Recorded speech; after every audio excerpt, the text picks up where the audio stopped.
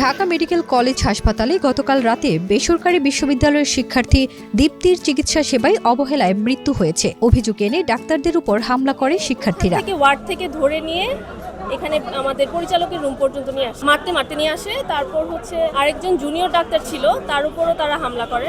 এর প্রতিবাদ জানিয়ে রাত থেকে ঢাকা মেডিকেলে চিকিৎসা সেবা বন্ধ রেখেছেন চিকিৎসকরা। এতে করে ভোগান্তিতে পড়েছেন রোগীরা। সম্মানিত ডক্টরকে যদি আমরা মারতে ডিউটি রুমে নিয়ে আসে, তাহলে আমরা কিভাবে আমাদের ডিউটি করব, কিভাবে আমরা আমাদের দায়িত্ব পালন করব। রবিবার সকাল থেকেই নিরাপত্তাহীনতায় ঢামেকের জরুরি বিভাগের চিকিৎসা সেবা বন্ধ করে দেন চিকিৎসকরা। এই ঘটনায় হামলাকারীদের আটক ও শাস্তি নিশ্চিত এবং সারা দেশে চিকিৎসক ও রোগীদের নিরাপত্তা নিশ্চিত সহ 2 দফা দাবি জানানো হয়। যে কোনো সময় আমাদেরকেও তো অ্যাটাক করতে পারে, তো আমরা চাচ্ছিলাম যে আমাদেরকে নিরাপত্তা দেওয়া হোক। আমরা গভর্নমেন্টের কাছে কোনো কিছু চাই না, শুধু নিরাপত্তা চাই। জরুরি সেবা আমরা শাটডাউন করি না, সকাল পর্যন্ত চলতেছিল, কিন্তু আমরা রোগী অনেক ভর্তি করছি। তারপরও দেখতেছি যে আমাদের নিরাপত্তা ব্যবস্থা নিয়ে কোনো রকমের নেওয়া হচ্ছে না, কনসার্ন করা হচ্ছে না, সিকিউরিটি ব্যবস্থা করা হচ্ছে না। তখন আমরা বাধ্য হয়ে শাটডাউন করতে বাধ্য। চিকিৎসকদের এইসব দাবি পূরণ না হওয়ায় সারা দেশে সব চিকিৎসা কেন্দ্রে কমপ্লিট শাটডাউন ঘোষণা করেন তারা। সেই সঙ্গে আরও 6 দফা দাবিও জানানো হয়। যারা ছিল রোগীর লোকজন, তারা ওই ডাক্তারদেরকে ওইখানেও অ্যাসল্ট করে।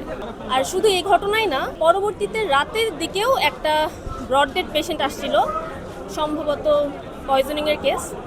ওইটার উপর ভিত্তি করেও ইমার্জেন্সিতে হামলা হয়েছে। এটা মনে হয় রাত 2টার দিকে। আর রাতে এরপরও আরেকটা ঘটনা ঘটছে, যেটা আমি শুনছি। সো সবকিছু মিলায় আমরা এখন এটার প্রতিবাদ জানাচ্ছি।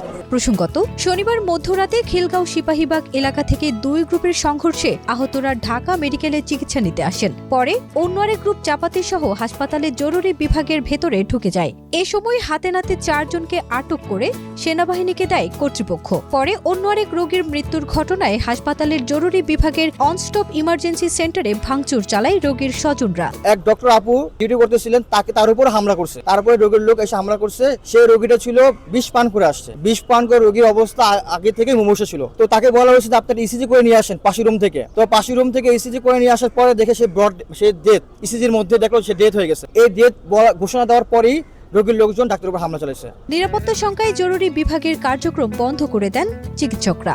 আলটিমেটামের 24 ঘন্টা শেষ হওয়ার আগেই কর্মবিরতিতে যান তারা। ফারজানা নিকিতা, দেশ রূপান্তর।